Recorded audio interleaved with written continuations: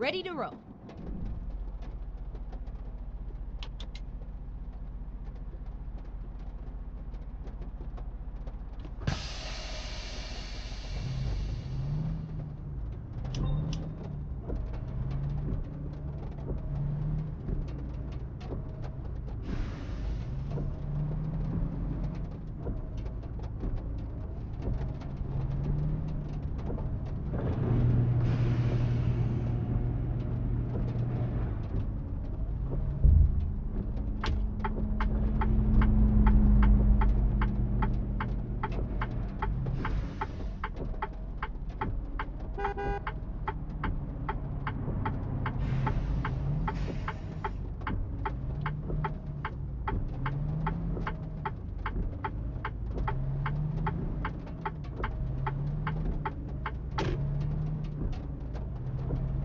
All right.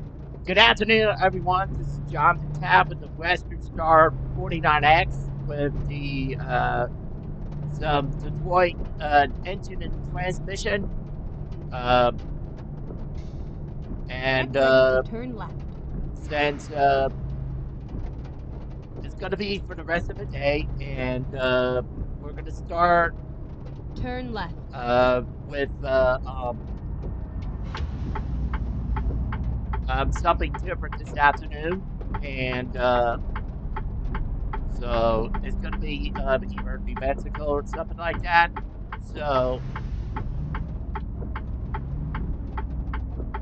and in fact, let's go for a ride, and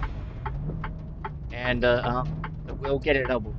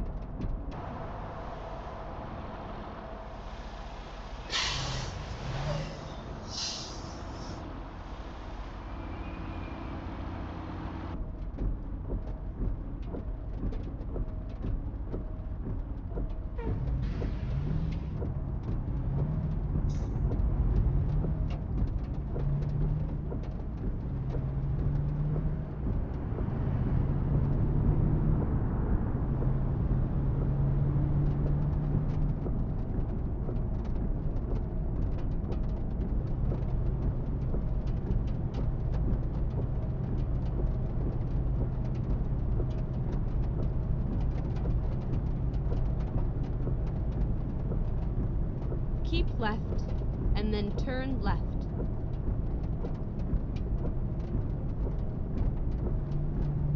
Turn left.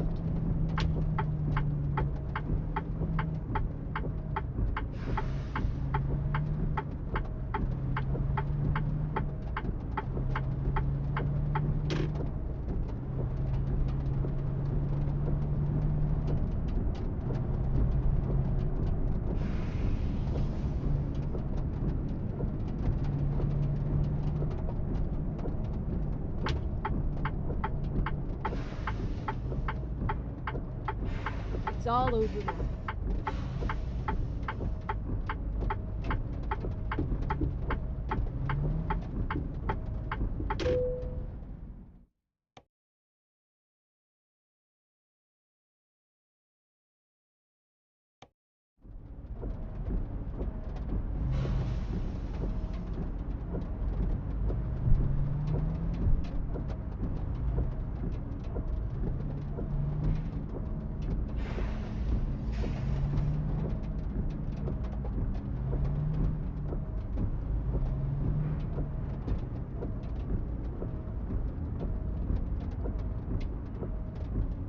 Let's do this.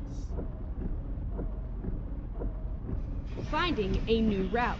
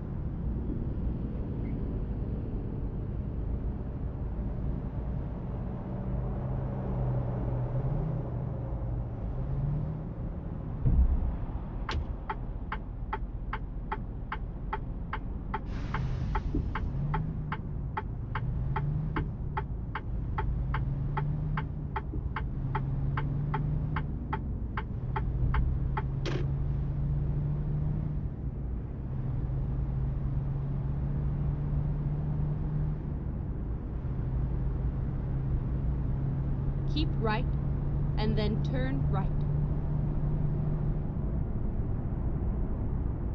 Turn right.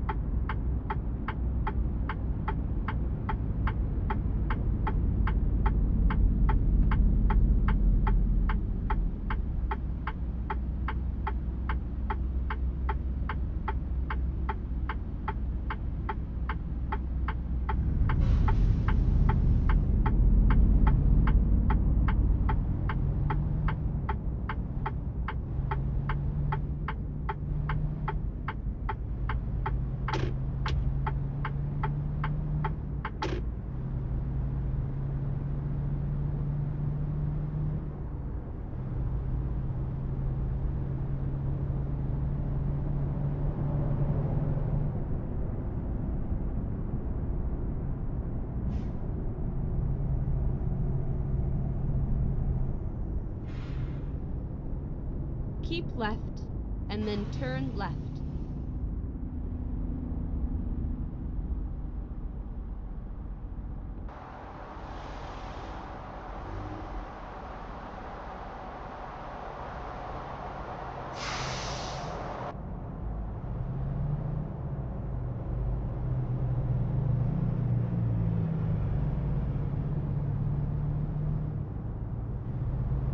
Turn left.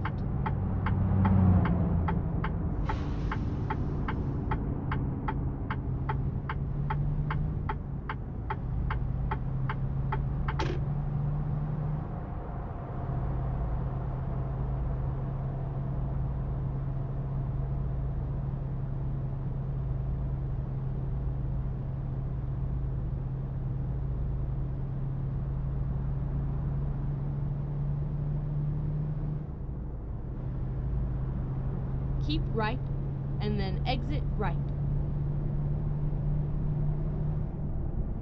Exit right.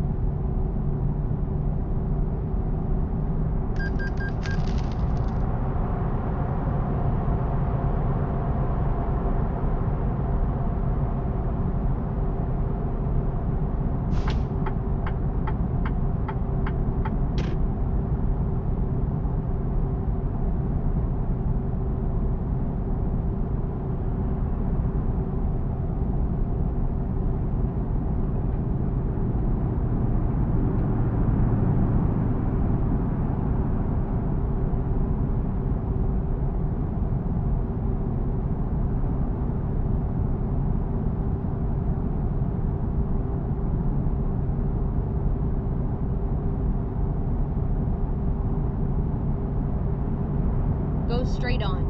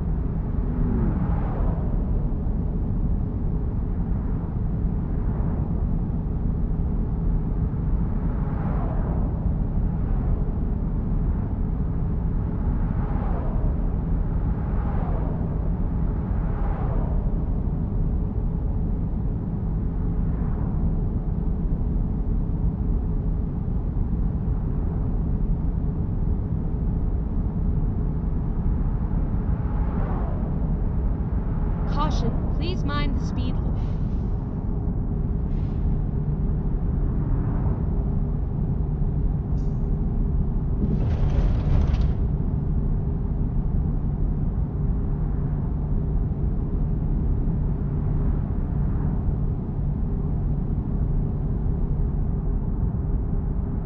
Go straight on.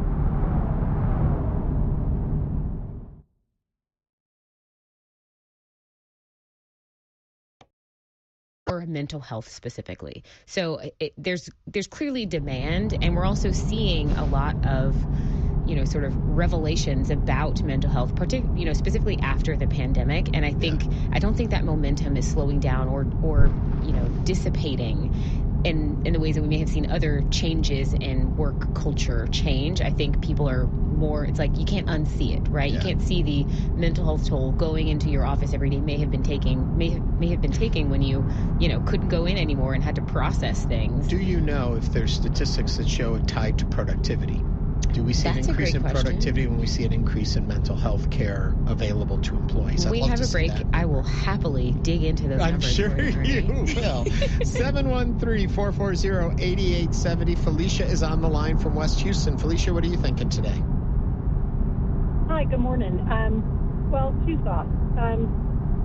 There's no distinction typically in PTO or sick leave or anything like that between mental health and otherwise. There's no need to even report. If you need a mental health day, then that should be taken as a sick day. If you need longer time off, then that could qualify for a leave of absence and even potentially disability, but it would need to show or demonstrate treatment by a professional and a diagnosis that you're unable to work in order to address that health issue. I guess from my standpoint, it's just treated like any other health issue. And there should be no distinction between mental health. If you're talking about additional days to address mental health, that's a different thing.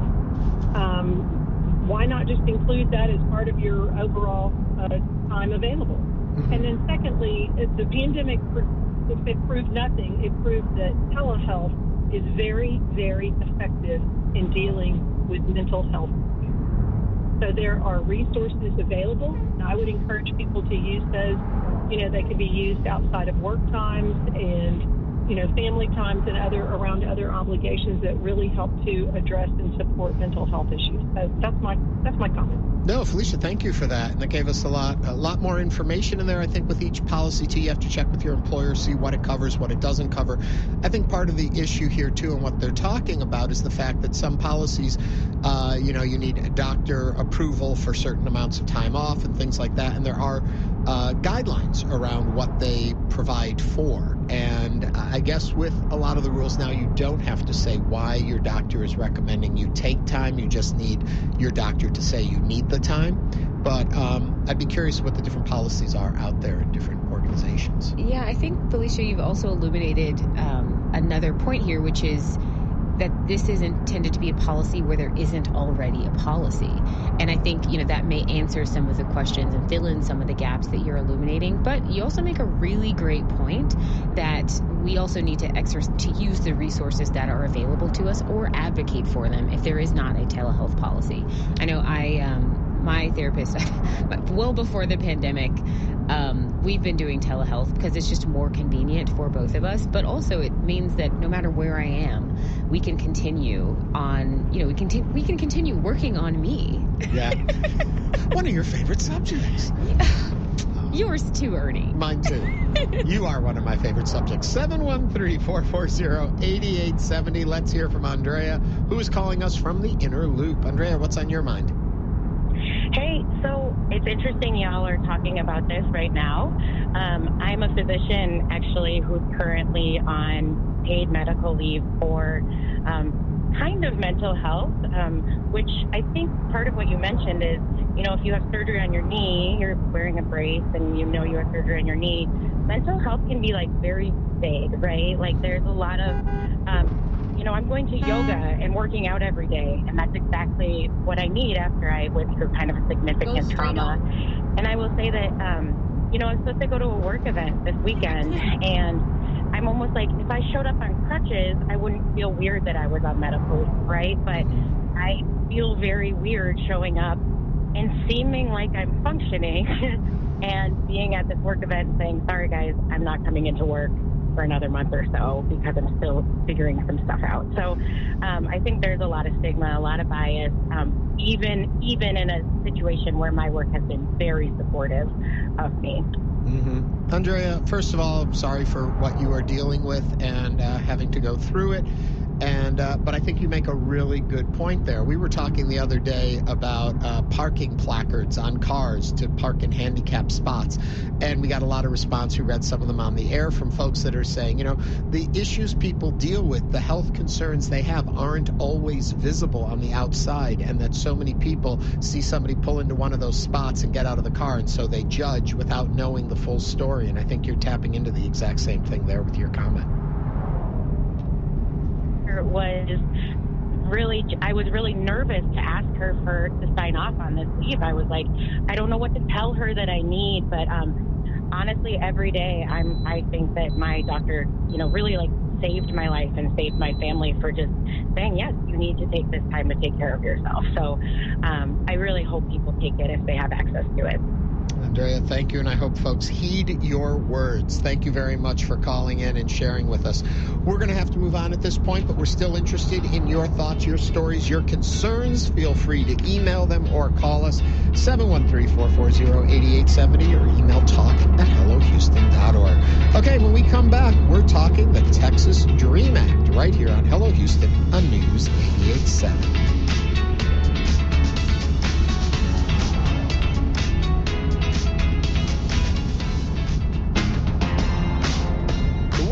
Was supposed to bring hundreds of thousands of fans to Kansas City, each and every one of them in need of a place to sleep. So far, though, would-be local hosts are out of luck. We've had thousands of inquiries, but no bites. I'm Kai Risdall, the World Cup short-term rental market in Kansas City, Mo. Next time on Marketplace. You can hear Marketplace at 6:30 this evening on News 88.7. I'm Michael Schaefer. My partner Ellen and I have supported public radio and TV for decades. We count on it every day for trusted news, culture, and great entertainment. With federal funding eliminated, Houston Public Media faces real challenges. That's why we're giving to the Resiliency Fund.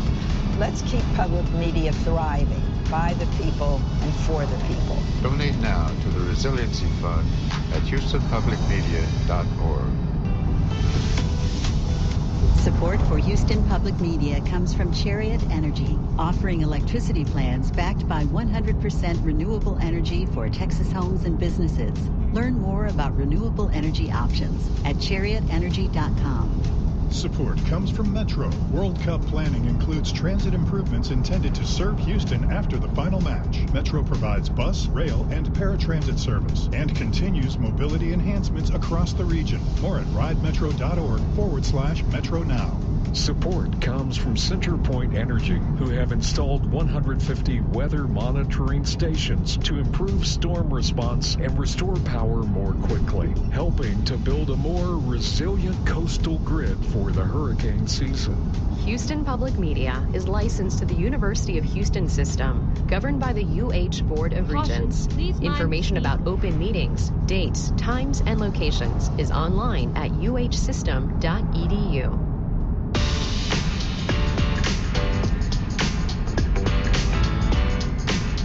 Back to Hello Houston. To comment on today's topics, call or text 713-440-8870 or email us at talk@hellohouston.org. And now, Ernie Manus and guest host Nicole Ellis. The future of the Texas DREAM Act is once again before the courts. Advocates are asking a federal appeals court for the opportunity to defend the law, which allowed eligible undocumented students to pay in-state tuition at Texas colleges and universities. Joining us to discuss this is Tomas Sanz, President and General Counsel of Mexican American Legal Defense and Educational Fund, who recently argued before the Fifth Circuit in support of students' rights to defend the law. Tomas, thank you so much for joining us. Welcome to Hello Houston. Thank you. Thank you.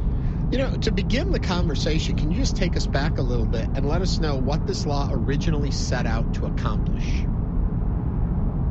Law, which was passed in 2001 and was the first of well over a dozen state laws granting tuition equity to undocumented students, was intended to allow students, regardless of their immigration status, to access regular tuition rates or in-state tuition rates based on the fact that they had lived and grown up in Texas, attended high school, and graduated from high school in Texas for at least 3 years, and had committed to seeking to adjust their status as soon as that was possible under the law. So it was essentially a measure designed to ensure that the state of Texas could take advantage of all of the potential contributions from students who grew up here, who grew up in Texas and were ready to contribute to the economy as doctors, as lawyers, as business leaders, as folks in healthcare, as teachers in front of classrooms, giving them an opportunity to seek an affordable higher education so that they could contribute to the economy and society at the highest potential level. So I hear this and I think to myself, sounds like a great idea. It got passed, it was going along. Where did the snag come? What is the issue at hand here that made this suddenly become undesirable in some people's views? It's unclear what made it undesirable, except that there were a number of attempts to repeal the Texas DREAM Act. But notably, all of them failed, including at the end of May last year, the legislative session ended without any of those repeal measures ever having been acted upon. So it was a great shock when a few days later, on June 4th of 2025, when the United States, the Trump administration, sued the state of Texas, alleging that this nearly quarter-century-old law somehow violated a federal law that was in place prior to 30 years ago, prior to the Texas DREAM Act ever been enacted. But the United States argued that the law preempted Texas from pursuing the DREAM Act. So it was a big shock after 24 years. But an even bigger shock is that the Attorney General, Ken Paxton, agreed with the federal government in the very same afternoon that that challenge was filed in federal court. The Texas Attorney General and the United States filed a consent decree, or an agreement, a settlement agreement, and asked the judge to sign the consent decree and end the Texas DREAM Act immediately, enjoining anyone from implementing it in the immediate future. And then an even greater shock is that the federal judge signed that consent decree the same afternoon. So after the latest Texas legislative session with a victory, no repeal of the Texas DREAM Act, the students who used the Texas DREAM Act to obtain tuition equity and educational opportunity, all of a sudden, one afternoon, it's all gone because of a collusive effort between the Department of Justice in Washington and Ken Paxton in Austin. Simply on policy, where does this go afoul from what usual course of events is? Is there an error in that before we get into worries about legalities and worries about all? Is this the normal procedure of how something like this would happen? It's unprecedented for one afternoon, case to be filed, consent decree filed, and judge signs the consent decree.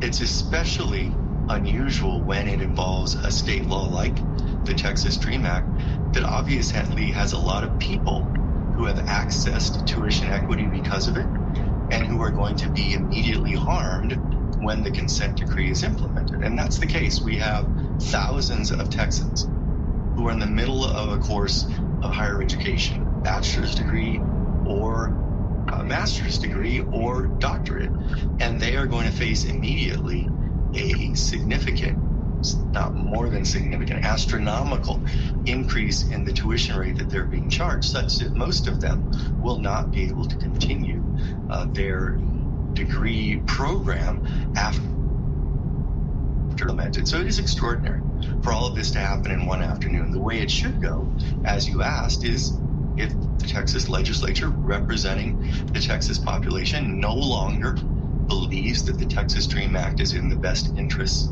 of Texans, or somehow believes that it runs afoul of federal law, then the Texas legislature should act during its session to repeal the Texas DREAM Act or amend it to make it pass muster under a federal law if they believe it does not.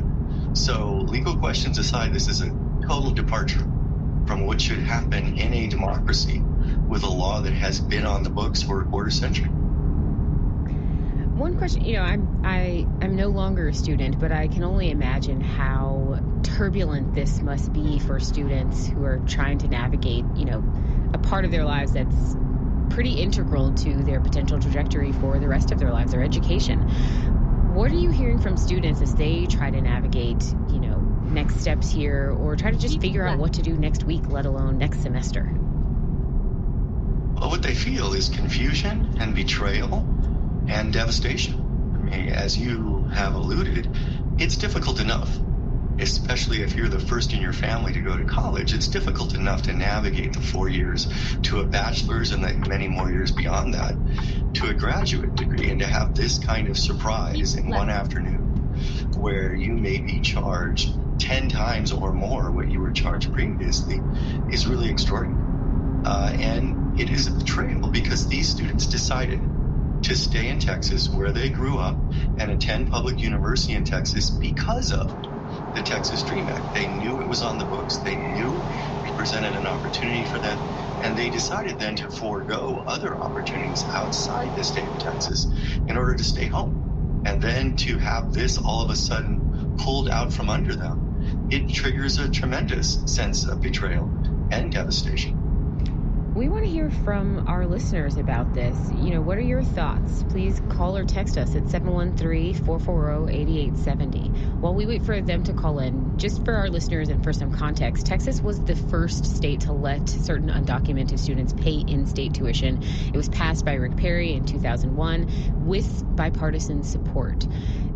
That kind of speaks to what you're describing in terms of students' decisions to stay in Texas because there is a foundation of stability reflected in that information. Tell me a little bit more about, how this has maybe changed the lives of people who've been able to take advantage of it in the first 24 years. We have clients who have had to put on hold and perhaps end their pursuit of a degree because they can't afford the new tuition rates. And you know what that means. When you can't afford it, you just can't afford it. And there are not sufficient scholarship resources to make up for that.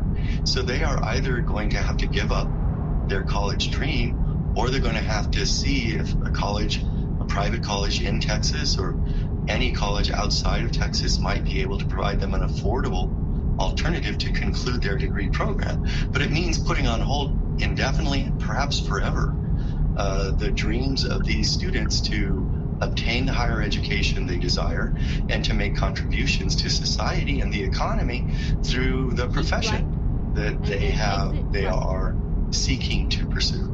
Let me take you back even further then so that we get a clearer picture of this before I move forward with my question. The idea, the concept of state tuition rates different than out-of-state folks coming into our schools. Where does this idea come from, this concept, and what was it initially put in place to encourage or to support? Well, as you know, all states have a distinction in their public universities between tuition for residents generally, regular tuition, because the vast majority of students in these institutions pay that rate of tuition, and then they charge a higher rate to those who are outside the state, didn't grow up in the state, didn't attend school in the state. And the original idea was to give a leg up, if you will, to local residents. Why? Because they know the state, they know the curriculum that's taught in high school. That's an easier transition to higher education. And frankly, it was a recognition that these public institutions are supported by tax dollars that are paid by Texas residents. So you should give an easier route to those whose parents or who themselves are paying to support these higher education institutions, even if folks from outside the state who have not contributed through their taxes to the support of these institutions would now like to attend them because they become so prestigious. They become prestigious and successful because of the contributions of Texas residents. And that takes me to the point I'm trying to get to here with this, is that if you are within the state, if you are a resident of the state, if you are here living and working, you are paying into the system that pays for these state institutions. Therefore, whether you are documented or undocumented, if you work in this state, you are paying taxes into it. And therefore, it seems like that's where the benefit comes, because you give to the system, you get back from the system. Regardless, because if you're undocumented, you still pay the taxes in the state, correct? That's correct. Everybody's paying sales taxes. Everybody's paying indirectly or directly property taxes. Everybody in the state of Texas is contributing to the budget, part of which then supports these public higher education institutions. But it works in a symbiotic way, because then when these students obtain their degrees and choose to stay in Texas, they're going to pay higher rates of taxation in the future. So it's not only that you're rewarding Texas taxpayers for supporting the institutions, you're also investing in the future support of these institutions by creating a higher tax base with an educated workforce that will spend more money and therefore pay more taxes in the state of Texas. So it's a symbiotic, multiplicative endeavor. You pay up front, then you get the degree, and you pay more after that as a strong contributor to the Texas economy. Now, I guess I could understand more of the argument if, in fact, undocumented individuals and their families did not pay into the system. But since it's not about citizenship necessarily, it's about paying into the system, is why the benefit exists, if I'm seeing this clearly. Absolutely. I think that's absolutely right. Just to build on the point you made about sort of how this contributes to the Texas economy, over the course of a lifetime, the gap between what someone who has a bachelor's degree and someone who doesn't have a bachelor's degree, the gap in wages amounts to, according to the U.S. Bureau of Labor Statistics, about $1.2 million over the course of a lifetime compared to someone with a high school diploma. So that's, over the course of one, let alone the, lots of people, I'm sure you have those numbers, of how many people this could affect and impede their ability to seek a degree that they are, that they have applied to school for and been accepted for. That's like $1.2 million per person, and that's a lot of loss in terms of, income taxes, property taxes. Like, there's so much that's being left on the table.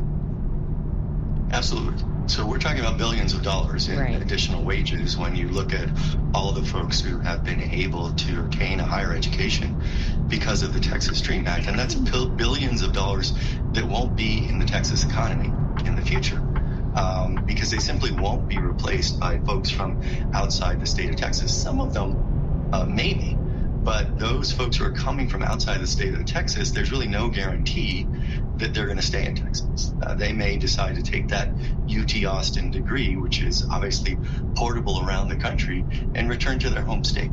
So you are talking about risking billions of dollars in the economy, which translates into, as you mentioned, significant more income tax dollars to the federal government, significant more property tax and sales tax dollars to the state government, and you're talking about a significant impediment to the advancement of the state of Texas.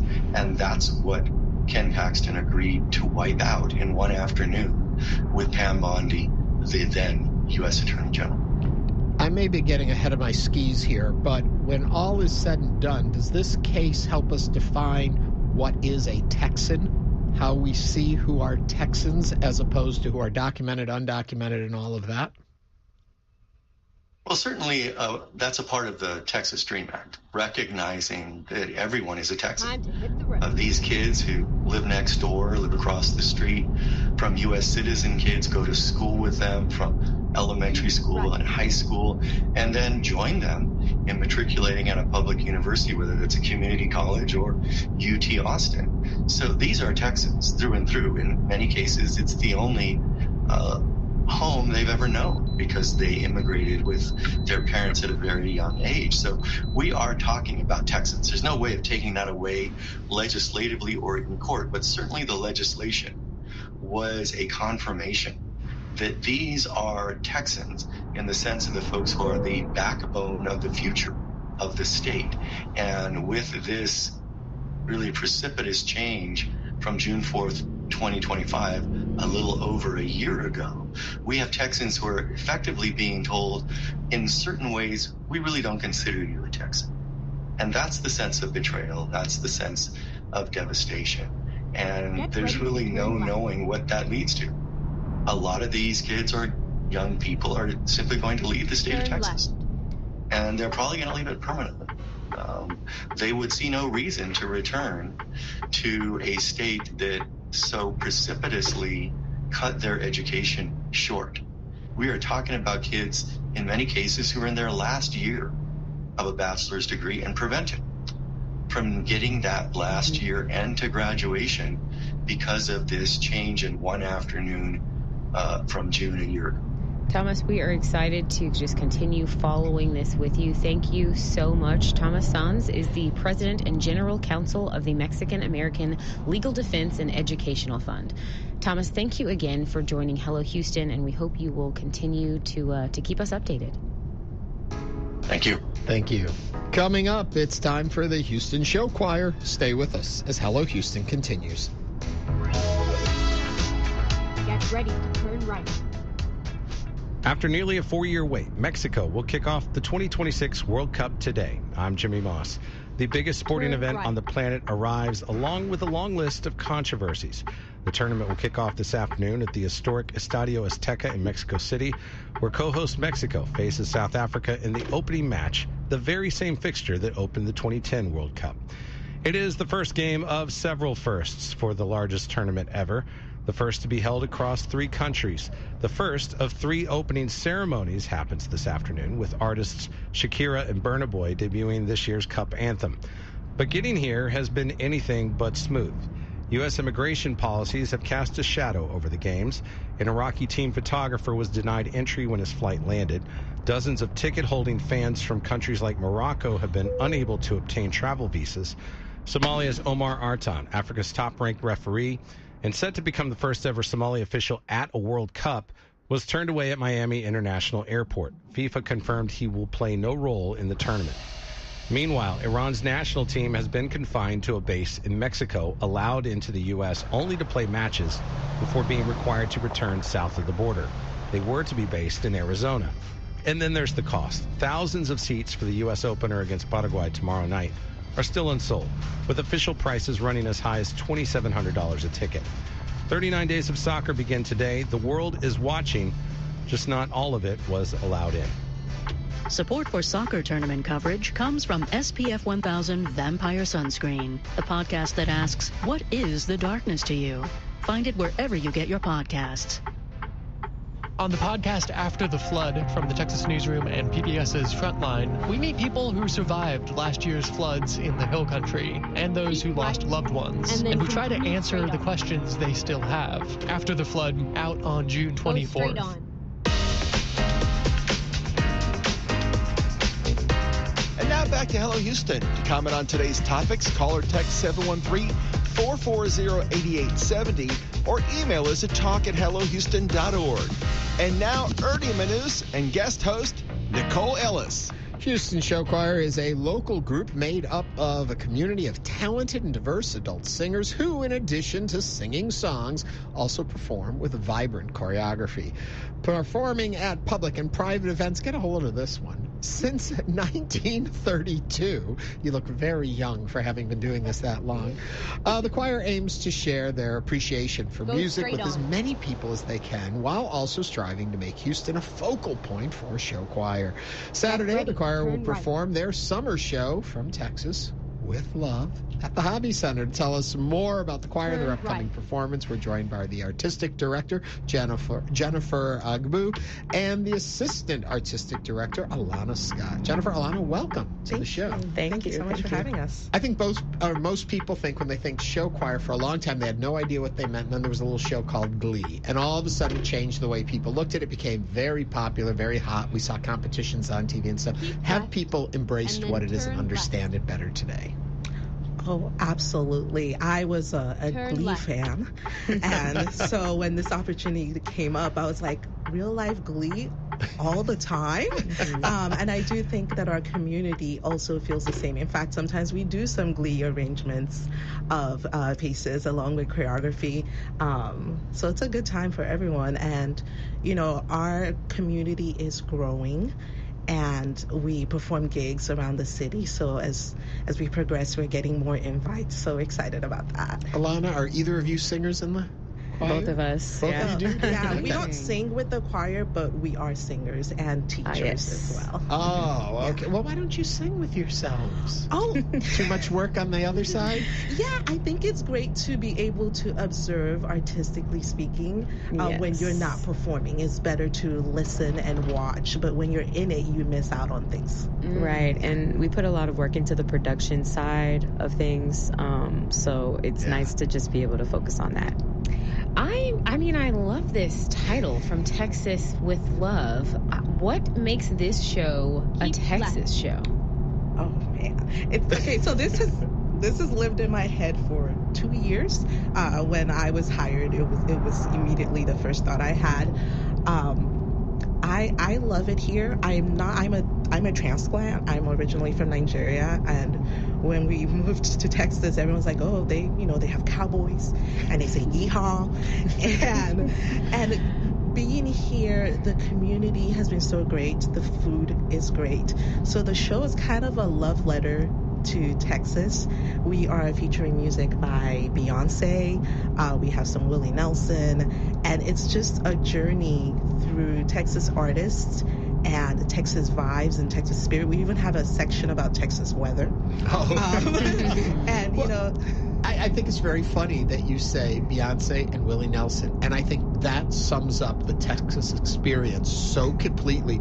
We are not what you think. We could be from one extreme all the way to the other extreme, and it's all who we are. Yeah, you're also, you're winning the Transplant Olympics. Okay, not every transplant comes in and creates a Texas show. So I'm so excited as a proud Beehive member. Yes. To come check it out. Yeah. So for folks, believe it or not, who may not be familiar with Glee or show choir, explain what that is. Explain where the concept comes from, and also a little of the history of having been doing it since the 30s. Yes. So it actually the organization was not originally a show choir. It was formed by the city of Houston, and right now we are Houston Choral Society, and it has evolved with different directors, and I do believe the popularity of pop music has gotten a lot of attention. So we learn mostly pop music, although in this show we are going to start with Deep in the Heart of Texas, because you can't have a show about Texas without Deep in the Heart. I gotta have the claps. And so we basically, our rehearsal schedule, we start in August.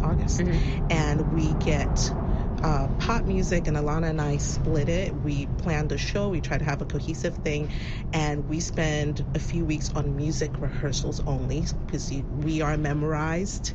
A lot of choirs get to hold their folders, but we don't get that luxury because we gotta move around. So once we are memorized, we have a team of choreographers.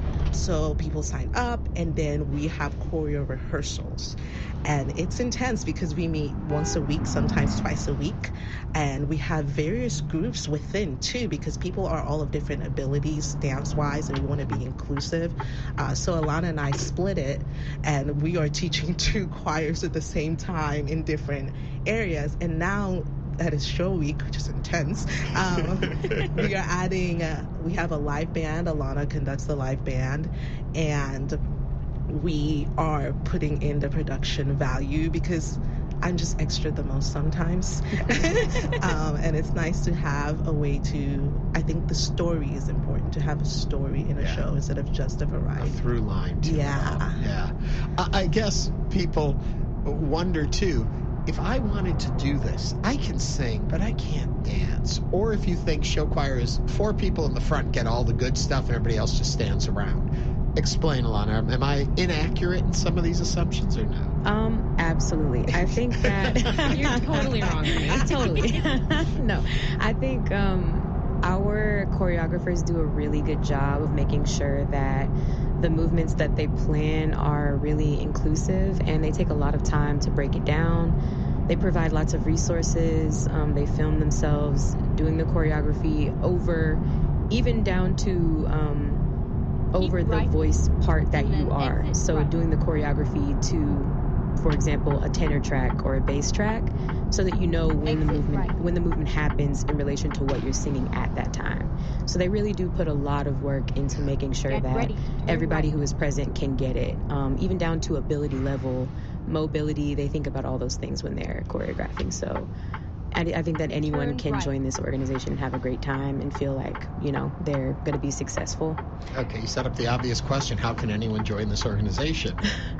Well, we have auditions in August, the first week of August, and the audition process is basically show up and sing a song, whatever song you want, because we just want to see what you like to sing and where your voice fits, and then we vocalize the singer and check their ranges, and so then we could determine what voice parts they're going to sing for the show.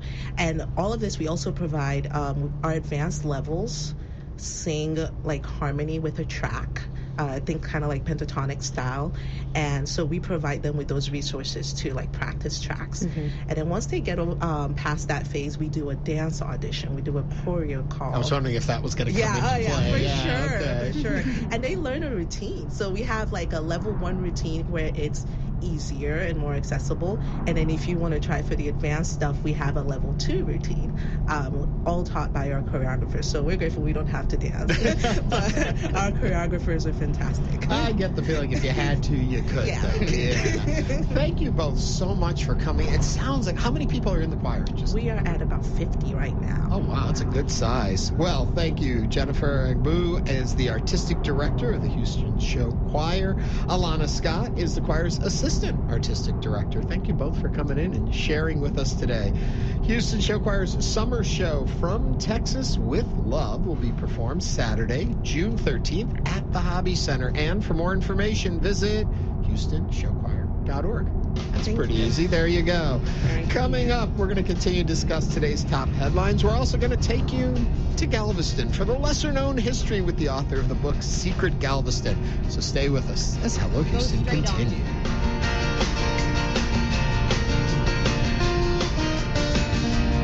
Stay tuned. There's more Hello Houston on the way. For the latest in local news, subscribe to the Hello Houston daily newsletter at HoustonPublicMedia.org. Hello Houston is a production of Houston Public Media. The opinions expressed by the guests of this program are solely their own and do not represent the views of management, staff, or underwriters of Houston Public Media.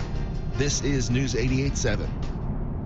I'm Peter O'Dowd. It's been 10 years since the mass shooting at the Pulse nightclub killed 49 people in Orlando. We'll speak with a surgeon who remembers the chaos. We had one scenario where law enforcement was concerned that there was a second shooter and that they may have gotten into the hospital as a patient. So we were on lockdown. Next time, Here and Now.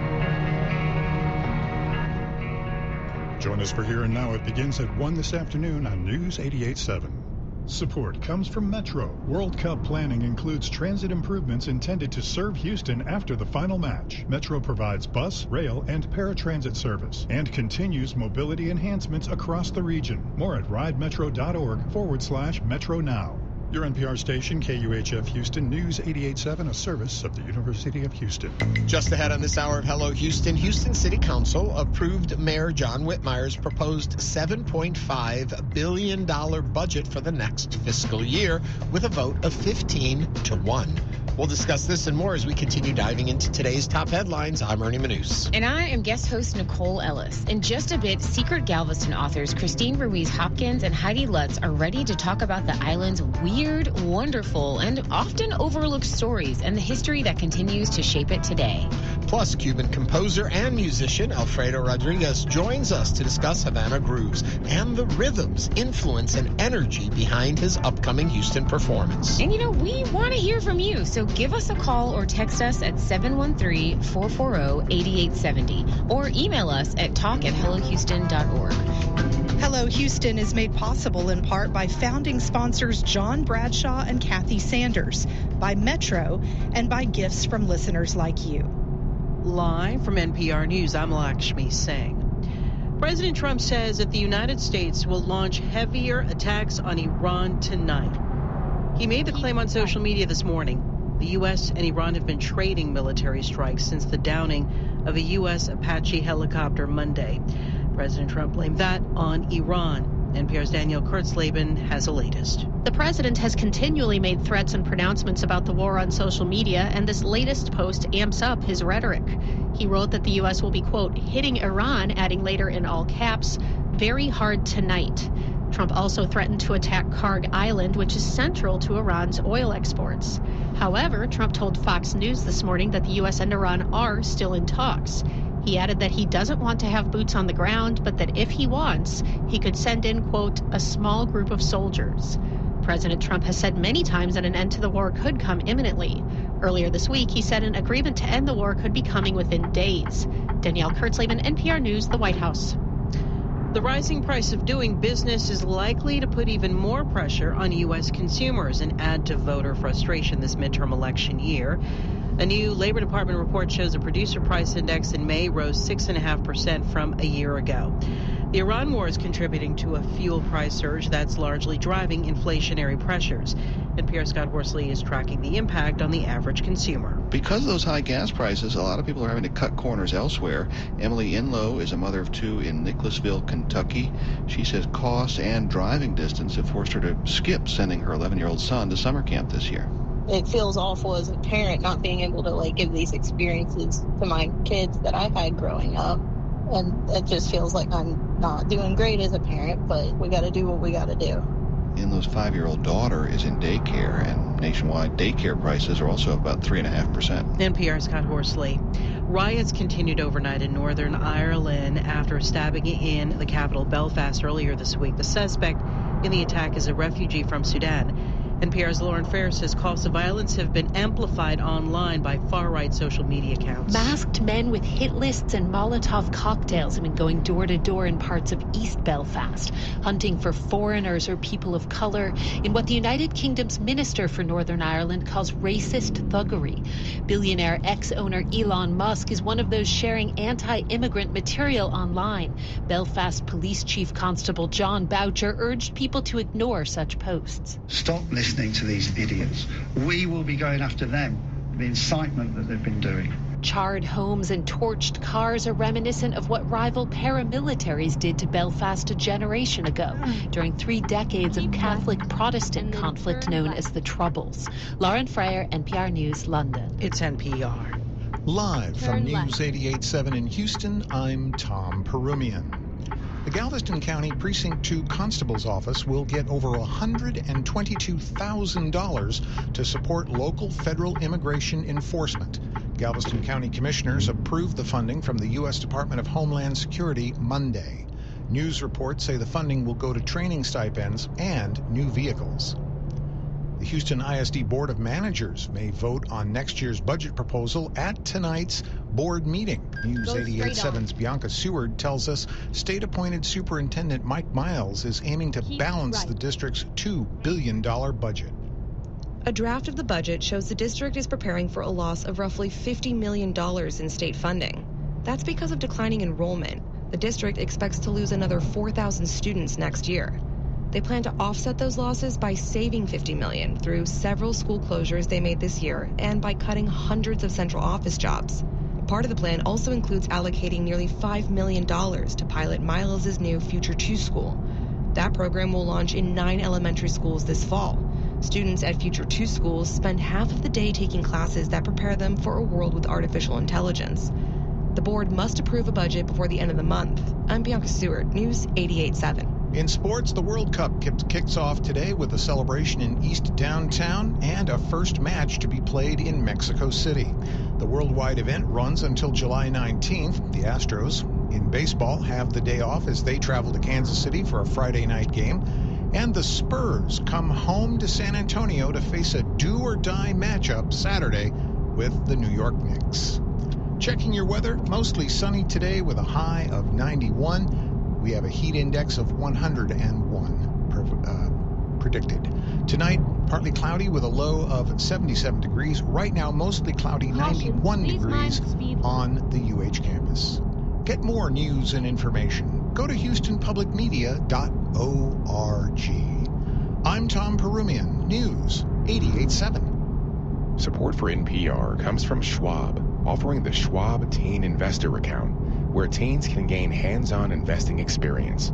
It's co-owned by parents and teens, so parents can monitor the account while teens learn how to invest. More at schwab.com. This is NPR.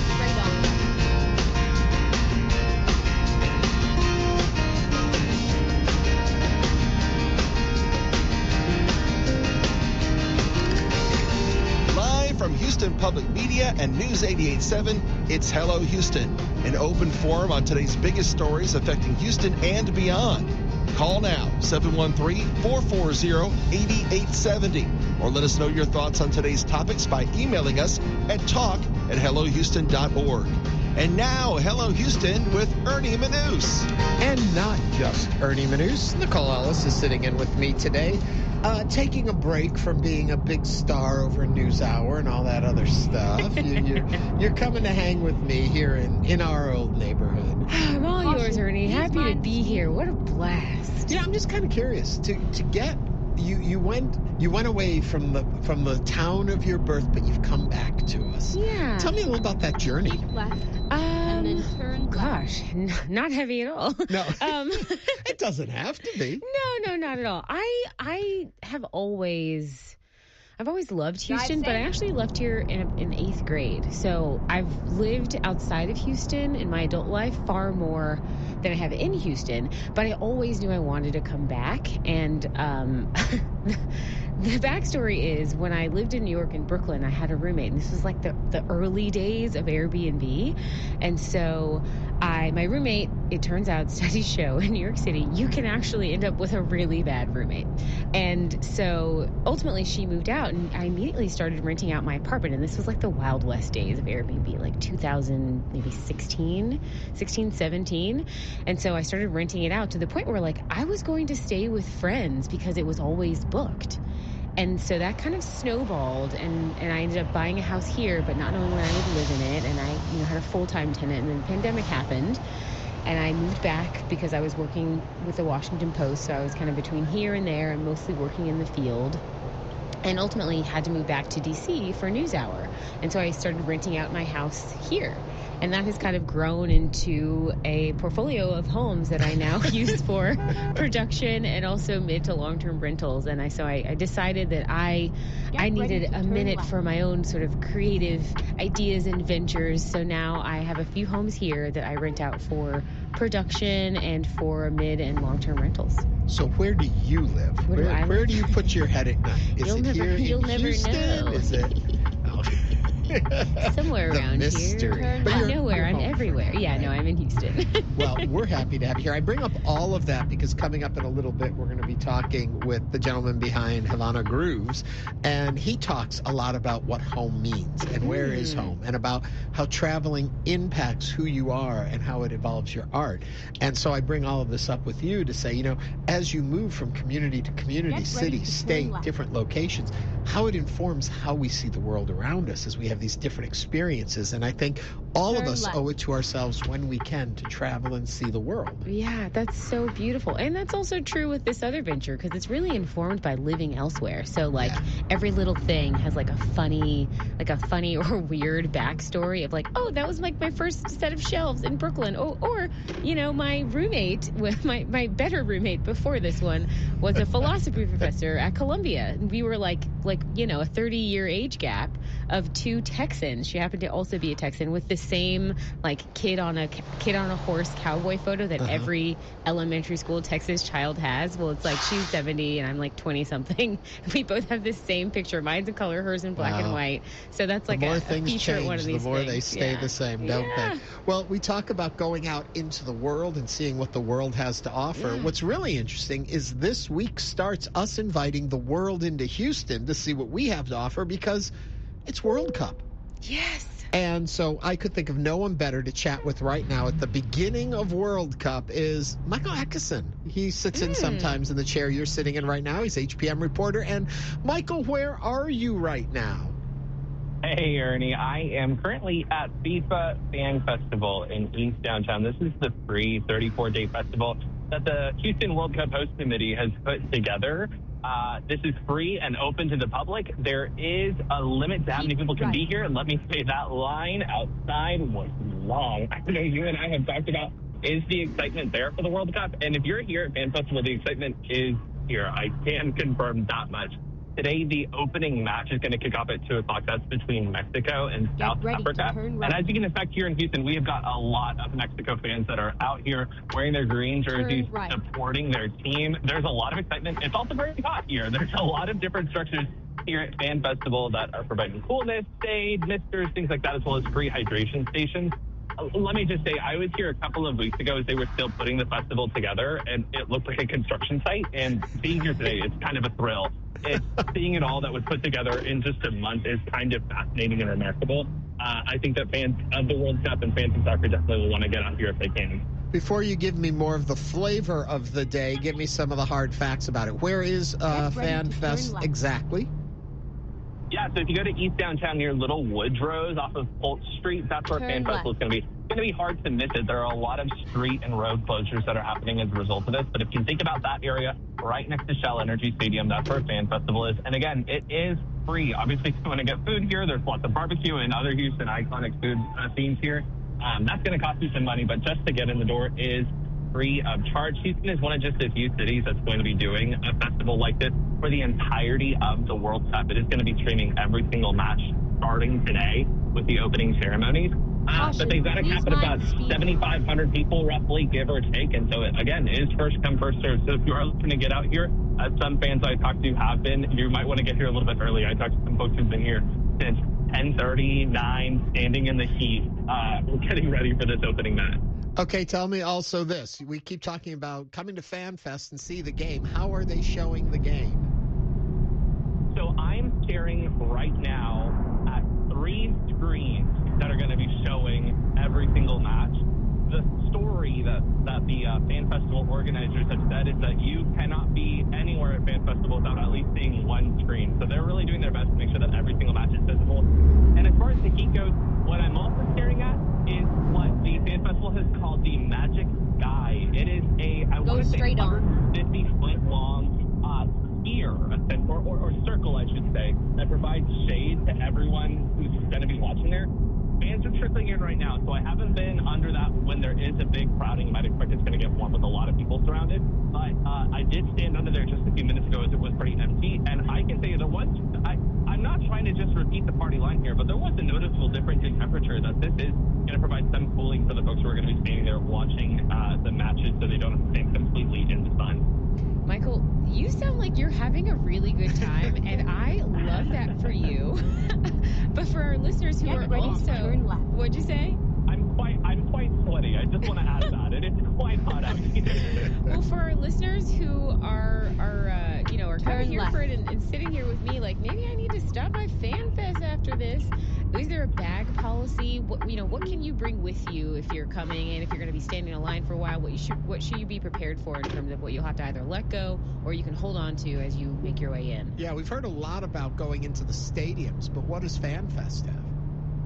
Yeah, so there is a bag policy that's going to be here as well. There are certain things you can't bring in. I'll mention some of the things that you can bring in to start off with. You can find a full list on our website, HoustonPublicMedia.org. But you can bring national flags if you want to support your team. You can bring small collapsible umbrellas, and you can bring empty, transparent water bottles, and you can bring strollers.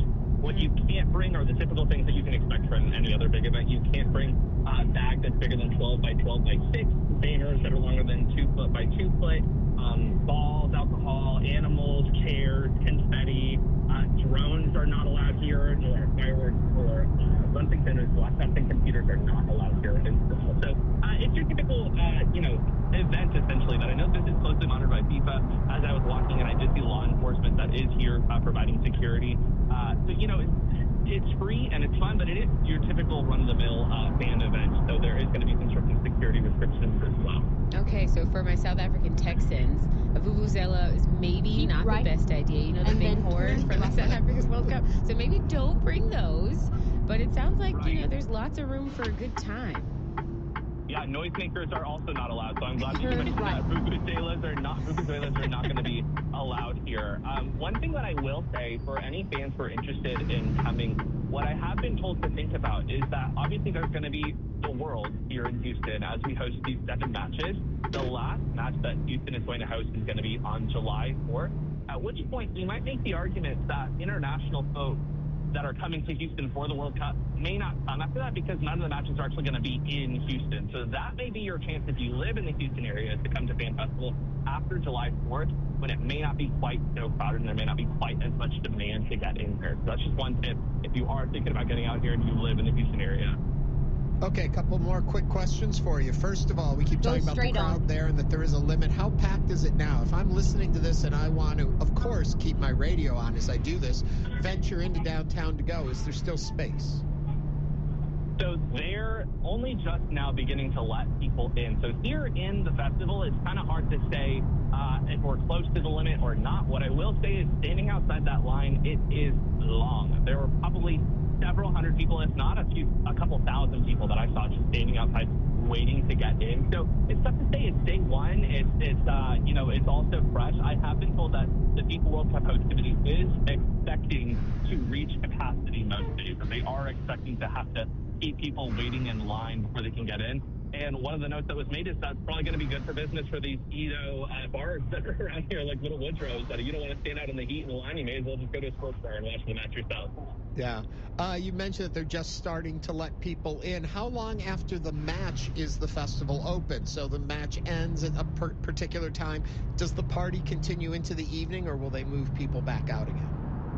That's a good question. So what I will say is you can find the hours for every single day posted on the FIFA Fan Festival website. If you just Google Houston FIFA Fan Festival or FIFA World Cup Host Committee, all those details are going to be on there, including who's playing, how long they're going to be open. The hours will vary day to day, as well as what the entertainment is going to be in between. For example, today there's a match at 2 o'clock, and then there's another one. I can't think of exactly what time it is off the top of my head, but it is, an hour or two later after that.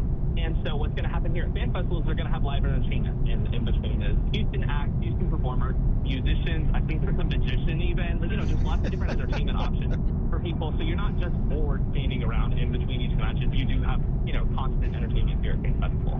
Michael, I got to ask you, how long are you staying today? Oh, that's a good question. So right now, I'm only going to be here for a couple of hours to watch the opening ceremonies.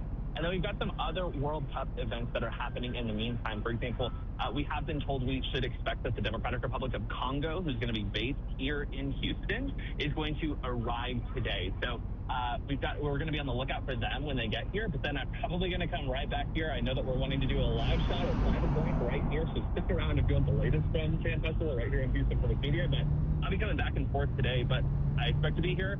Not every day, but pretty darn close to every day here for the tournament. And just to put a button on this point so people realize it's not just when games are happening here in Houston. They are running the full World Cup, correct? Yes, and if you can hear me, they're starting to get the entertainment going as we're speaking. But yes, the World Cup is only here in Houston. There's only 7 matches here in Houston, but this festival is open every single day of the tournament. The only days it's not going to be open are the days when there aren't any matches going on in the World Cup. Michael, thank you very much. We're talking with Michael Atkinson from HPM. He's a Houston Public Media reporter. He is at Houston's FIFA Fan Fest right now. And as you heard from him telling us the story, he's got a busy day. He doesn't just get to hang out at the Fan Fest. He's got to move and cover stories for us. Michael, thank you very much. Sure. Thank y'all. Thank you. Oh, it's exciting to hear it finally happening after all of this time of talking about the World Cup coming to Houston to actually begin is kind of exciting. It is. It's finally here. Yeah. I hope Michael's drinking water, though. Oh, I'm sure he is. Michael takes care of himself because, like he said, he's got a lot to do. Go straight on. I think people often get this idea in their head that as reporters, we just go and play at the things, you know, like Michael's going to get to be at FanFest. And I think he points it out perfectly. He's going to have to leave FanFest, go to another event, cover that event, and still get back and in at FanFest to be able to do his live hit for the 5 o'clock. Yeah. It's a busy day. It is. It's not all fun and games for Michael Atkinson. It's it's also not all fun and games for the Houston City Council. So let's quickly, before we run out of time, hit one of our headlines for this hour that we had. Nicole, take me in. Yes. So Houston City Council approved Mayor John Whitmire's proposed $7.5 billion budget for the next fiscal year with a vote of 15-1. Whitmire acknowledged the budget wasn't perfect, but he called it an important step toward putting the city on a sound financial footing. The budget aimed to close a deficit of more than $200 million without raising property taxes. Its sole new source of revenue is a monthly administrative fee of $5 per residential unit customer, designed to support solid waste services. That new fee will likely take effect July 1st and be included with residents' water bills. A proposed amendment aimed at offsetting the cost of the new fee for low-income residents and seniors was not immediately adopted, instead being referred to a committee for further consideration. Whitmire said the amendment, as originally presented, constituted a, quote, illegal use of public funds, but he held out hope that some offsets would be adopted and potentially would be extended to veterans. The defeat of that amendment triggered a silent protest by more than a dozen members of the public, many of them identified by T-shirts as members of the Northeast Action Collective, a community group aimed at improving environmental conditions and quality of life issues in neglected neighborhoods. Houstonians, I want to hear from you guys about what you think of the passage of the mayor's budget, and do you feel like it's moving the city in the right direction? Call or text us 713-440-8870. Of course, for me, the very first question was, okay, it was a vote of 15-1. Who was the one who didn't vote for it? And it was Edward Pollard, who said that he was not convinced residents would see enough improvement in city services to justify the new $5 monthly trash fee. That is a key part of the budget. So he questioned whether the city had clearly demonstrated how the additional revenue would translate into better solid waste operations. We know from having Chris Hollins on the show that the belief is that the $5 is not enough to actually support what it costs to collect your trash. And on top of that, because now it's going to move into the general fund, it's moving out of general fund into utility billing structure. Well, then in other ways will that increase your bill cost? The $5 will be for the seen as an administrative fee for trash, but if their overall budget then is troubled, does this then have to raise your utility fees across the board? So it's going to be interesting to see how it plays out. Yeah, I remember when the story first broke, one of my takeaways from the coverage and the questions was like, at least when I think about it personally, right? When I'm like, oh, I've spent too much on takeout this month, I'm going to pull that from my grocery budget and just offset it that way. But it's like this piece of sort of unintended consequences, especially for something as complex as the city budget. So I feel like I understand the concerns and questions around, well, what does this actually mean if you're moving, even if it's $5 from one place to the other? What are the unintended consequences in terms of trying to balance an already complex and already still, under-addressed budget? Well, and we also keep saying $5. It's $5 a month, so it's $60 a year. So it does become impactful to some folks who can't afford that. The question to me that I always wonder about is, well, if people can't pay it, what happens to their trash? You can say, well, we fine them. Well, you're fining them for not having enough money to pay what the fee is to begin with. Where does this all end up? And there has been arguments. We had a group on here that were talking about that it should be based on property value, things like that, so that the folks at the higher end of the spectrum can pay more for it, and those at the lower end don't have to, as opposed to a uniform $5 fee. But it has gone through at this point, and we'll see how it realizes itself. The mayor was on our show and pointed out the fact that we keep calling it a trash fee, and you got it correct. It is an administrative fee, and not to think of it as a trash fee. But then we heard early on, but they could go up to $25 a month over time. Well, then that is a sizable impact on people also. So there's a lot to look at in that budget. But if it gets the city fiscally in a stronger position, are you in favor of it? Does it work? Does moving that expense out of the city budget, is it just a shell game, or is it actually showing improvement? 713-440-887. Let us know. 8870. Gotta let that last number in the phone be there. Give us a call. Let us know what you think. You can text us. You can also email us, talk@hellohouston.org. Okay, we are moving on. Are you ready to go to Secret Galveston? We're going to find out about the weird, wonderful, and the obscure coming up in just a moment here on Hello Houston on News 88.7.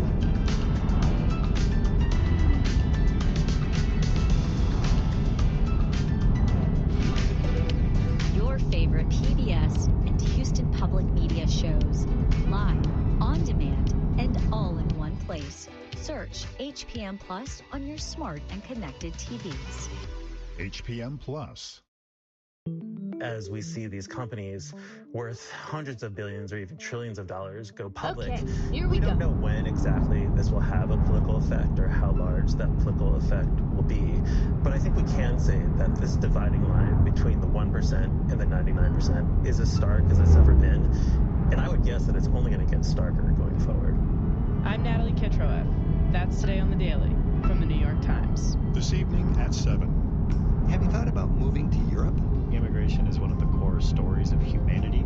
3 Americans tell us what it's like living in Rotterdam, Madrid, and Berlin. I'm in love with the city, the country, being in a different place. This is our adopted home now. And find out what's just offshore from Venice. The Lagoon of Venice is changing in a very interesting way. On the next Travel with Rick Steves. Travel with Rick Steves coming up Saturday morning at 6 on News 88.7. Houston Public Media, in partnership with Texas Southern University, brings to you The Vibe. R&B, hip-hop, and neo-soul. Music that resonates with all ages. The Vibe on 88.7 HD3 and on the Houston Public Media app.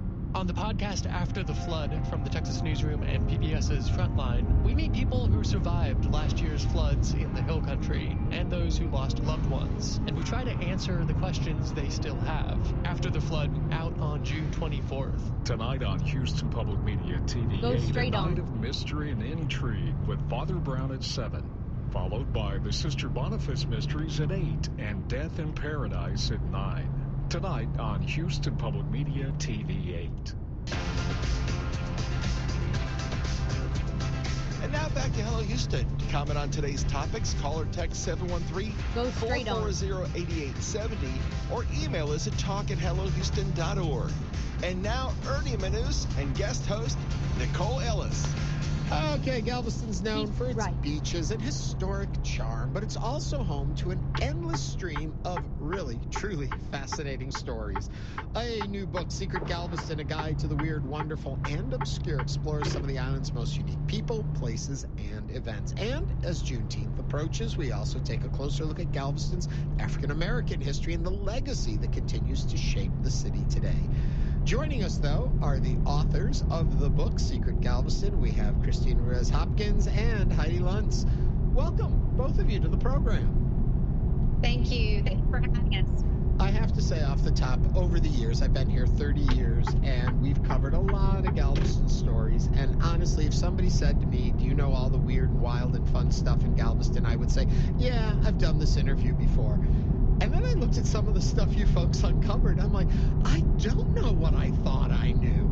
There's a lot more to this little island down the street from us than I think a lot of people realize. Absolutely. I think there's a lot of times there's people driving down the street and you don't even realize the significance of something. You know, I mean, we learned a lot doing this book. And we've been here for a long, long time. Keep left. Christine grew up here. I moved here about 32 years ago. And between the two of us and the jobs we've done, we thought we knew everything. We came up with the list, but we might have known that certain things existed. But then when we really dug into the story, several times we're like, oh, holy cow, that's what that was? Yeah. I mean, like, you knew the general story, but then when you really dug into it, there was so much more. And there's a lot of things that people see every day, and they don't realize how important it was. Because, Galveston was such an important city in Texas.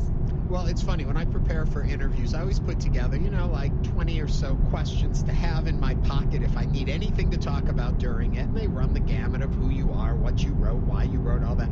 For you guys, I did 2 lists. I did that one, and then I did a list of the top 20 hidden secrets that are in your book.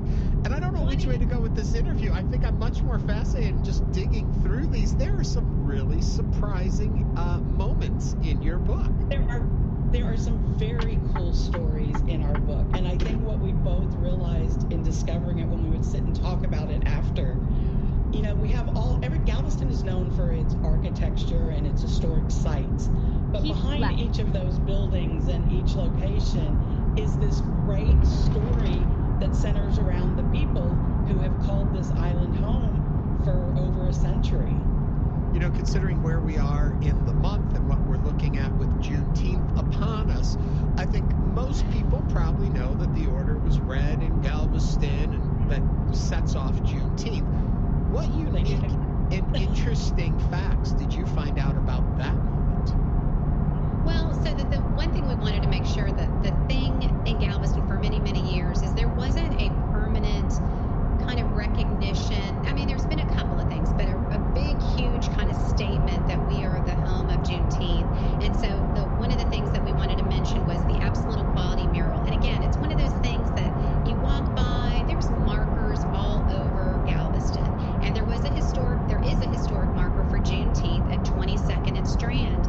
But this absolute equality mural, historian Sam Collins approached Sheridan Lorenz, who's one of the members of the Mitchell family, because there was this huge opportunity, 5,000 square feet of a blank wall, to really commemorate that on the actual location of General Gordon Granger's office.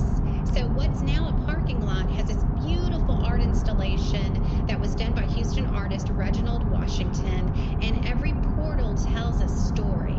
So I think it's one of those things, if you're coming into town any time of year, it's such a statement to see it.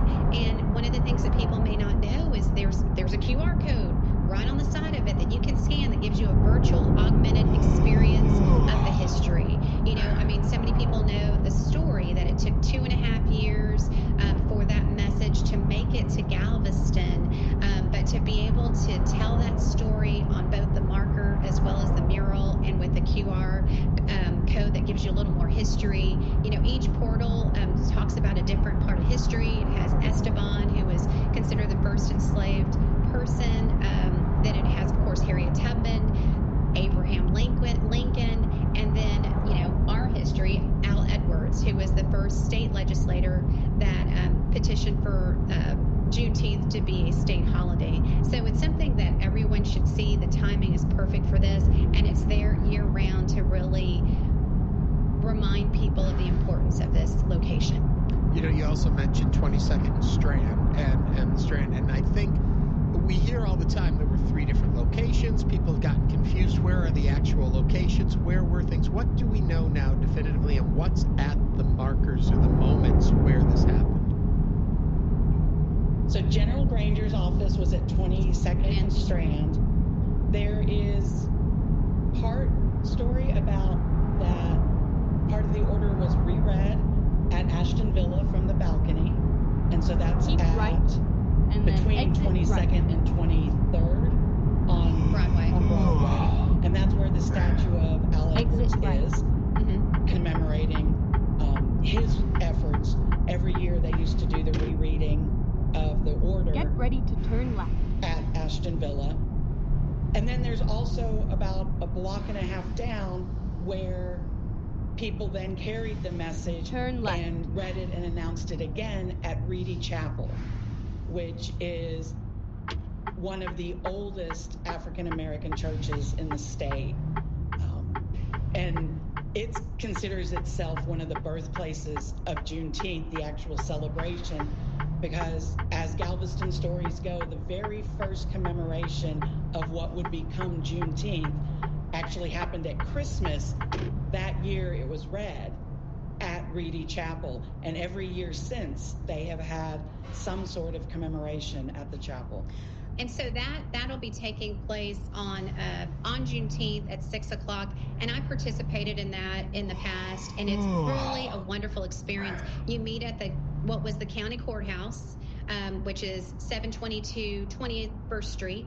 And they read it, they talk about the history, they talk about the colored soldiers, what they experienced, what it would have been like. And then you just imagine, like, seeing someone who looks like you telling you that you're free, and the magnitude of that. It's a very emotional experience. And then you march over to Reedy Chapel, and then they have this whole celebration and a gospel celebration. But then, Heidi, you got to tell them the other interesting tidbit about Reedy Chapel. There were two interesting facts that when I was looking into Reedy Chapel, digging in, that first, I mean, once you live in Galveston, if you've ever talked to anyone, you know Reedy Chapel is one of the oldest African American churches in the state.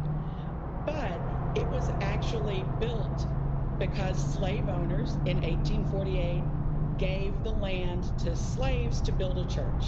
So Galveston slave owners decided that their slaves wanted a place to worship. They gave them that land, and then they have built it into this beautiful center of an African American community in Galveston. And in 1872, there was this huge pipe organ built for Trinity Church that's just down around the corner from them. Trinity got a new organ somewhere around 1930, so Reedy bought the organ from them, and the organ that is now in Reedy Chapel is one of two. There's 800 pipes on this organ that gets played every Sunday. Keep right. Wow. And then exit 800 pipes. There are only two organs of this nature in the country. The Exit one that right. they use at Reedy and one that is sitting in the Smithsonian. Wow. Wow. You know, That's on our little island. And I grew up across, the alleyway between Reedy and my old house that I lived on. So I never knew that. I actually went in and learned to play piano with a teacher in that chapel. I mean, can you imagine me playing like this really historic? You played on the organ? Yeah. Well, she let me. Yeah. one of the fascinating things about Galveston and Juneteenth is that, you know, so many people can trace their ancestry back to someone who found out who was there, who was, you know, an enslaved person or formerly enslaved person, who can like say where their ancestor, you know, a descendant who can say, you know, oh yeah, so and so, my ancestor was like right here, or this happened in this place. Were you able to talk to some people who have that story or have that kind of background? Well, there's a lot of people that are still in Galveston, and there's been some, for our book, not for this book, but there are some books and some local historians that have done that. The Galveston Historical Foundation has a wonderful committee that has worked on some of that history and really grabbing that history and collecting it, and they have several books. And there is going to be some wonderful presentations in conjunction with that. And so actually, I think we should jump to Star Drugstore, because then they can hear a little bit about sort of the history, but moving into the civil rights movement. Yeah. Our book wasn't intended to be an academic style history. And so for us to have delved in and talked to people, we would have never, ever had the space to include that information. Yeah. Oh, I hear you. Yes. Even though it does dip into secrets, it touches the surface. It touches the surface, and there's 84 different topics in the book. So here's top 20. Yeah. So, I mean, there's 84, so there'd be a lot.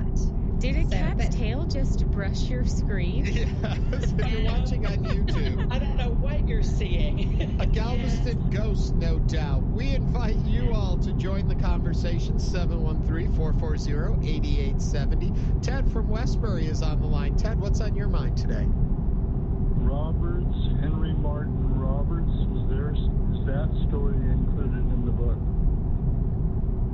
No. Who is Henry? Or is that Robert's Rules of Order? Yeah.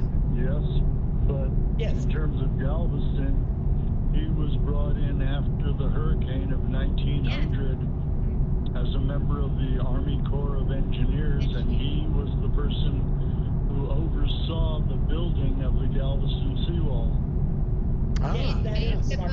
It made the book. Yes, it did. Thank you very much for calling, Ted. Okay, a couple other things. I want to go through things in the book that really I find kind of fun and crazy in here. We often talk about gambling and Galveston being the Vegas of the South. Tell me your Liberace story. Oh my gosh. So, I mean, and I met Taylor. Anyway, so Galveston, right on the corner, now there's a big oyster. The Black Pearl is the name of the restaurant. But Liberace, when he first got started, his costumes were a little tame. And early on, he worked with a tailor named, Mr. Ortiz, Frank Ortiz, that lived here in Galveston, his wife Blanche. And many years ago, one of our themes for Mardi Gras was Vegas on the Gulf. And he was still living. So we actually went, I went with my old job with Visit Galveston to Vegas. And we got to see some of the costumes that Liberace made that Mr. Ortiz made for Liberace. And they brought him down to the Galveston County Museum for an exhibit. So a Galveston tailor, was one of the early tailors for Liberace. And so there's that Galveston connection. And then where that location is, it's now a restaurant. And I'm like, you got to do like a Liberace drink in there or something. But it's really fascinating. Yeah, champagne probably. Yeah, the champagne and the bubbles like he had in the hot tub. Yeah, but I love that story because I had never heard that before. I thought, come on, Galveston's connection with Liberace. Those two things don't seem to match up, but it's cool that it's in there. Also, the concrete ship seems counterintuitive. Well, it was a brilliant idea of our government during World War I or II, to make when resources were scarce and being put toward the war effort, they made concrete ships. Well, unfortunately, when concrete ships were damaged, they were not easily repaired. And so the USS Selma was permanently damaged, towed here to Galveston, and then deliberately scuttled. So it's just down there somewhere, or is it broken up into pieces? No, it's the ship. If you ride the ferry between Galveston and Bolivar, look over it would be, is that north of Seawolf Park? I'm not sure. Yes. North, because Bolivar's north of us. Okay, so north of Seawolf. Yeah, unless I'm standing on the seawall, I can't give you directions. But I know the south, Harbor's north. I live in the east end. West end is where the beach houses are. When you get off of that grid, I know nothing of directions. But north of Seawolf Park, you'll see the ship there. And it was a legend in Galveston. I remember talking to Vandy Anderson, who was a prominent radio host down here. He was giving tours on a boat. And he, as a kid, he and his friends would take their little rowboats and their fishing boats out to the concrete ship to visit the hermit who lived out there. Interesting. Speaking of water, I don't often think of Galveston as a surfing community, but I may be wrong. You are. We now have our surfing museum, the Texas Surf Museum, which is right on Mechanic Street. But yes, I mean, the surfing and the lifeguards, I mean, that was all part of it, the whole lifeguard. The lifeguard that we include in our book is Columbo. His first name escapes me right this second. But, I mean, he was deaf. And so he has the record for the most saves. But it makes a lot of sense because of, we had to have guards. And then speaking of that, we were talking a little bit about, African-American history. And, one thing that Heidi and I were really kind of surprised about, and I learned about this from the Galveston County Museum, was, during that Jim Crow era, there were segregated beaches. So between 28th and 29th on the seawall, that was Brown Beach. And for a long time, there were no lifeguards. And then finally, one gentleman, James Helton, was the first guard. And he kind of volunteered for free for a while. And eventually they hired him on. but the beaches were segregated. So there was 28th to 29th was the brown beach, and the further west end, there were some other beaches that were designated for the black community. But between 1934 and 1965, there were only 5 lifeguards that watched those beaches, and they'd have to watch as many as 300 to 400 people during their shift. And, you know, sadly, even when it came to a death, a drowning, if it was a black person in a white beach, even if like someone fell off the pier, pleasure pier, then the black guards were called in to go and retrieve the body. And if you look, the lifeguard station for them, the station for our African-American lifeguards, was right around 29th and Seawall.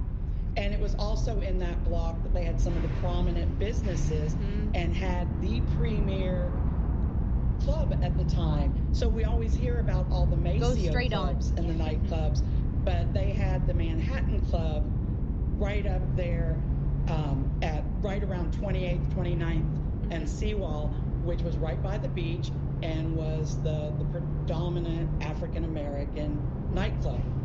And so, but if you want to learn more about the surf, then definitely go to the Texas Surf Museum. It's a relatively new museum, and it has a lot of interesting history, especially about the lifeguard that was in the Guinness Book for the most saves, most rescues. Wow. Also, do they have it, or is that more over at Go the straight surf on. shop where they talk about the tanker surfing?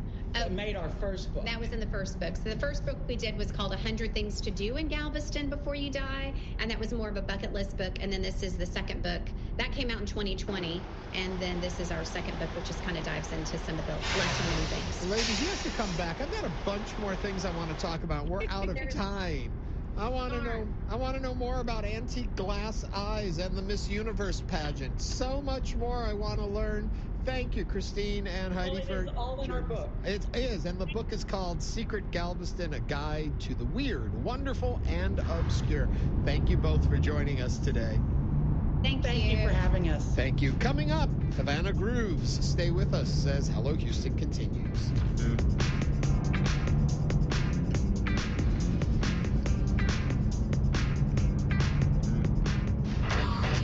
It's been a big year for the global girl group Cat's Eye. From viral songs and dances to awards and a memorable Coachella performance. But it hasn't been all smooth sailing. We have become this like emblem of representation. It's come with a lot of pushback. I'm Elsa Chang. My conversation with the group on All Things Considered from NPR News. And that begins this afternoon at 3 on News 88.7.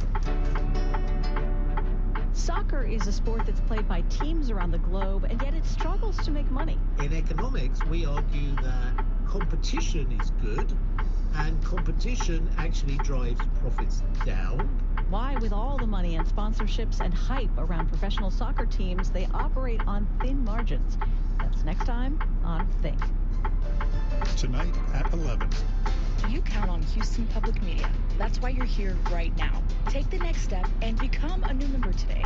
Every gift makes a difference. And with a gift of $5 or more per month, you'll receive PBS Passport, a member benefit that lets you stream more of the shows you love anytime. It only takes a few minutes to make a big difference. Become a new member today at HoustonPublicMedia.org/donate or call 888-909-0887. Support for Houston Public Media comes from Houston Parks Board, the first new park in Sunnyside in nearly 50 years. Hill at Sims is a 100-acre green oasis ready to be explored. Get ready Learn to more turn at right. HoustonParksBoard.org. Support comes from Metro. World Cup planning includes transit improvements intended to serve Houston after the final match. Metro provides bus, rail, and paratransit service and continues mobility enhancements across the region. More at ridemetro.org/Metro Now. And now back to Hello Houston. To comment on today's topics, call or text 713-440-8870 or email us at talk@hellohouston.org. And now Ernie Manous and guest host Nicole Ellis. For the next 2 nights, the Hobby Center is inviting Houstonians to an evening of vibrant rhythms and infectious grooves, Ernie, with its new Live at the Founders Club concert, Havana Grooves, featuring the Alfredo Rodriguez Trio, led by internationally acclaimed Cuban composer and pianist Alfredo Rodriguez. The group is known for their blending of Latin jazz, timba, tango, funk, and pop, creating a sound that's rooted in tradition